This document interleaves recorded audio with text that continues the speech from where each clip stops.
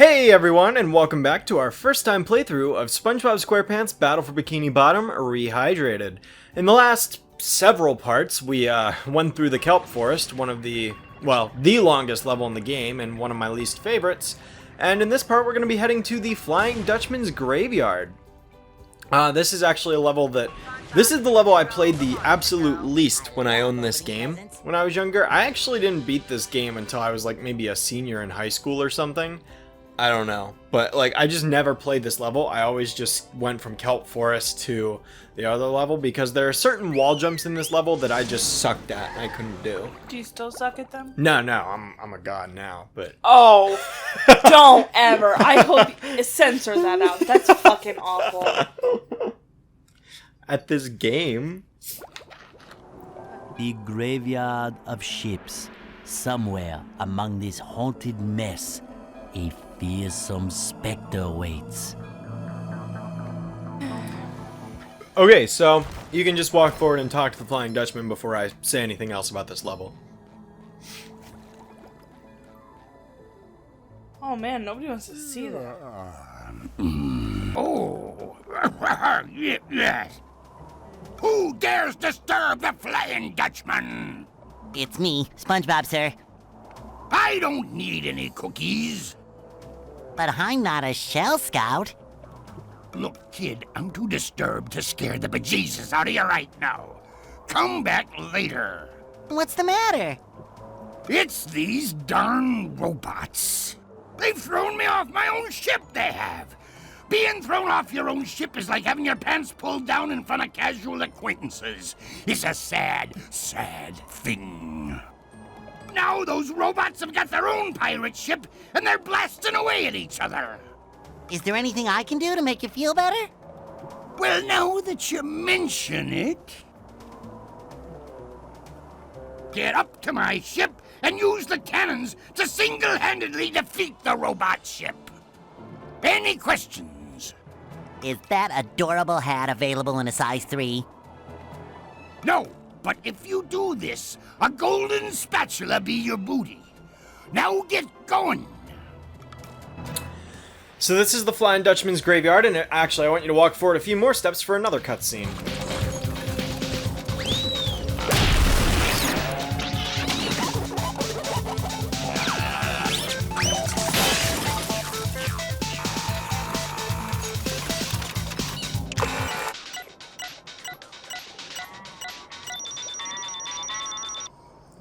This right here, my least favorite enemy in the game.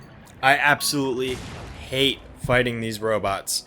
These robots are known as Slick, simple and to the point. And I apologize if Sheikah is rubbing up against the mic and you can hear that. So Slick is an enemy that is my least favorite in the game. Basically, the way it works is it will shoot this ball of oil at you, and when it does that, it not only does damage to you, but it makes your control all slippery. It's my least favorite enemy in the game because it has a shield, which means you can't actually hurt it until you break the shield first, which is a pain in the butt to deal with. Especially because in the remake if you try to hit it with your bubble wand attack, you're just gonna get hurt. You can't really break its shield in the remake. In the original game you could, not in this one. However, the best way to fight them is to use a cruise bubble on the shield and then launch a second cruise bubble immediately at it after the shield is down to break it. If you do manage to destroy Slick's shield and you hit it with anything other than a cruise bubble or a bubble bowl, then it will take 2 hits. If you use your bubble wand on it, it'll take 2 hits to destroy. But yeah, that's Slick for you. So, least favorite enemy in the game, and you will see why it's so much of a pain. It's only in 2 levels in this entire game, but in those 2 levels, you're going to learn to hate it so much. So, the unfortunate thing... Ooh, you got lucky there.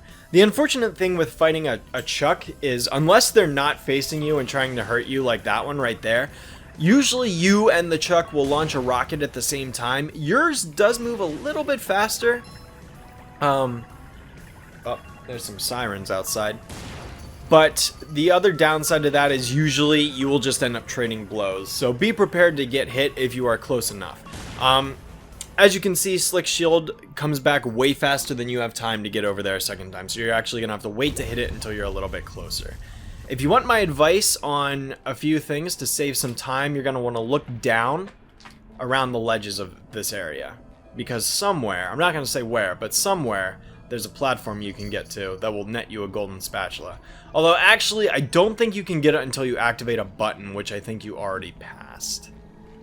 So, I'll let you just continue doing this. Yeah, you can't get that other spatula just yet. Never mind.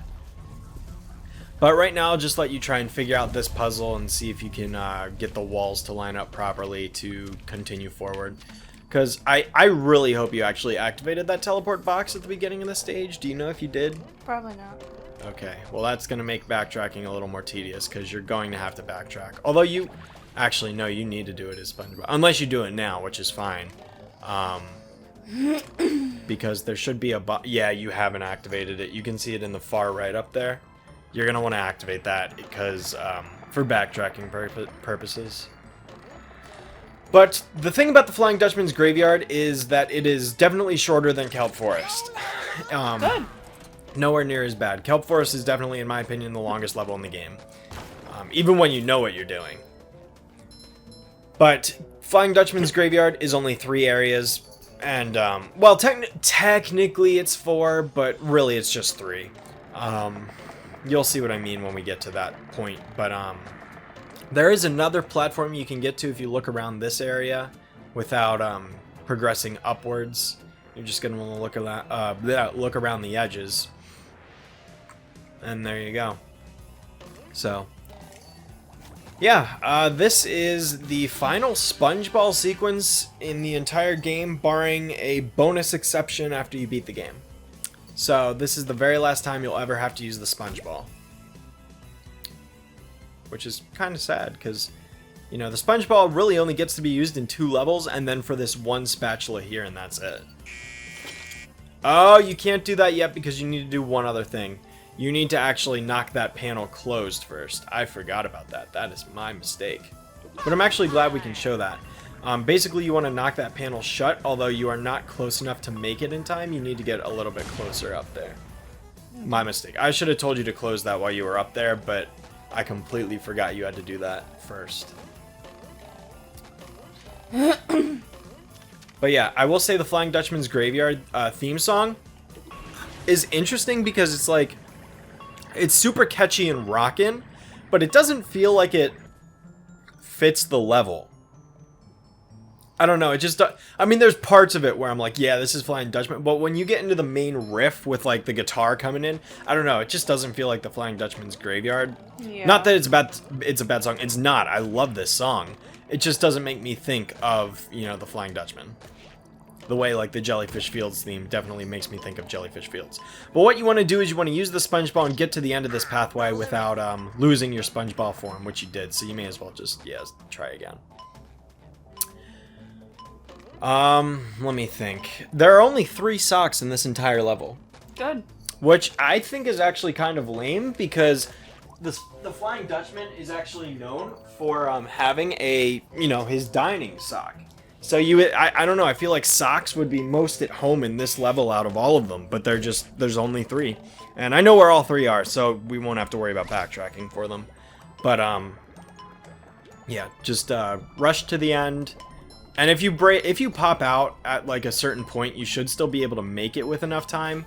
But yeah, you made it with like 12 seconds, so you're good. And then once you get the spatula, the thing will stay up, so you won't get trapped in there or anything. Right. I was like thinking that. I was like, that'd be a sad way to go. I know. But yeah, so now you're back here, and we can go ahead and continue forward. So this area right here is actually the biggest area of the 3 sections. I mean, in terms of what all there is to do. The second section's not... The second section is big, but it's also linear. You barely even divert course, unlike this one where you're kind of going back and forth and left and right and whatever. But now that you've made this, you can go ahead and progress forwards. I would recommend, you know, launching your cruise bubble from about here. Although he can see you, but if you stand at the right spot like that, you can get his oil slick to be blocked, but now you're in a position where he's going to hit you. See? So if you have the ship tilted up, then his oil slick will not hit you. But if you launch it immediately, you should make it this time. There you go. So Sick beats, yo. yeah, the timing on that is pretty tight. But another thing that I think is greatly improved about this level in the remake is just, again, the visuals. It's got a lot more blue to it, which I think adds to the ghostliness, because in the original game it was more gray. And it just looked... you need Sandy for that one. Meh. Yeah. But it just looked more dull, whereas in the remake, it looks fantastic. So what you'll want to do is, yeah, keep going up there. You're going to want to not do that. You're safer standing, yeah, by this light post. Another strategy you can do when fighting these things is, again, position yourself behind things like that light post. Not that you needed to, but you can always just shoot your cruise bubble around it, and the light post will kind of protect you. But yeah, Oh, there dear you light go. post. Thank you. So this is another area where I recommend, well, actually, before you look down, I want you to look up around this area to see where the Duplicatortron is, because it's actually spawning robots at you. So yeah, you're going to want to destroy that. Hopefully before that robot hits you. And okay. Yeah, you're in need of some health, I will say. But what you should do is actually look down around the ledge, because there is another area you can get to if you find it, which... You'll find it because I told you where to look, but you should be able to jump down and land on that, the bow of that ship, hopefully. Oh, you just barely missed it. That's okay, though. But yeah, this is just a really weird golden spatula because it's just like, it's not given to you by someone and it's not at the end of an area. It's just kind of sitting there in a spot, kind of like where a sock should be. But yeah, you can actually make it if you go off that that ship right there. Which is when I should have told you to do it, but, you know. Yeah, you should have. Bitch. Well, I didn't want to, you know, just dictate where you go too much. But, yeah. Again, this feels like it should be a sock, not a spatula just sitting there. Because you didn't do anything to get it. I did. You jumped off a ledge, but, like, it just feels like it should be a sock. But, you know, whatever. And then take that trampoline back, and then you can go back the way you were going. But you will need to reposition these barriers, because you died, unfortunately. But yeah, what do you think of the Flying Dutchman's Graveyard? I like the aesthetic of it. Yeah, it's a fun level. Like I said, there was one... I never beat this level for the longest time, because of the second section, which we'll be getting to soon, because you're almost done this area already, believe it or not. All you need to do is make it to the end now, and then you can switch to Sandy to get that one sock, but you won't be able to do that just yet. So what I recommend you do whenever you get locked in a position like that, you got lucky twice. But what I normally recommend is once you use the cruise bubble or something, and an enemy is like attacking you with projectile, I recommend you just like, as soon as you are like about to get control back, just start jumping. So you can jump and tilt the control stick left or right so you can jump out of the way or something. Especially if it's slick, because that oil will stay on the ground and it can hit you multiple times. So, just something to be mindful of. But yeah.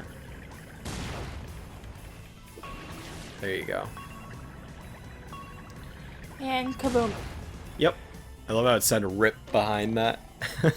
Right? Yeah. But I'd go for that Duplicatortron before you get up there.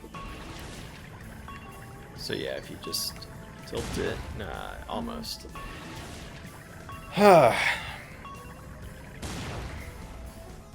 Booyah.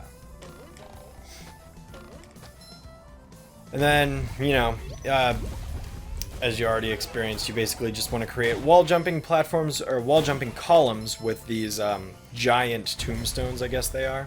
So you just got to push all of them in the right positions to be able to do it and pull it off.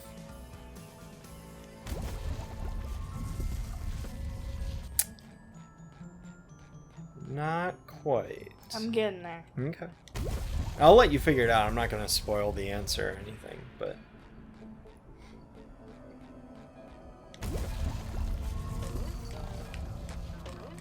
You can only wall jump on the side that the arrows are pointing on, by the way. So you can't just like put 2 that don't have arrows next to each other and it won't let you. You have to only do it on the side with the arrows. But you can go ahead and activate that button. And that will in turn knock this giant, I guess, mast down.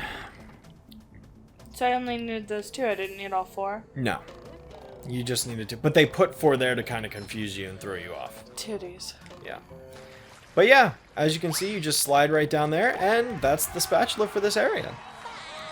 Thank God. Already done the... What do you mean, thank God? We just started. Listen, our last session... Also, get that box before you die. Oh. Yeah. But what were you saying? I said our last session took almost 2 hours to do. It did, but we were also doing that Robot Patrick boss fight and Bikini Bottom Section 3 to begin that, which was like the first half an hour, so... Yeah, But again, now we move on to the Graveyard of Ships. Of shit? Ships. Oh. You want some wine? Nope.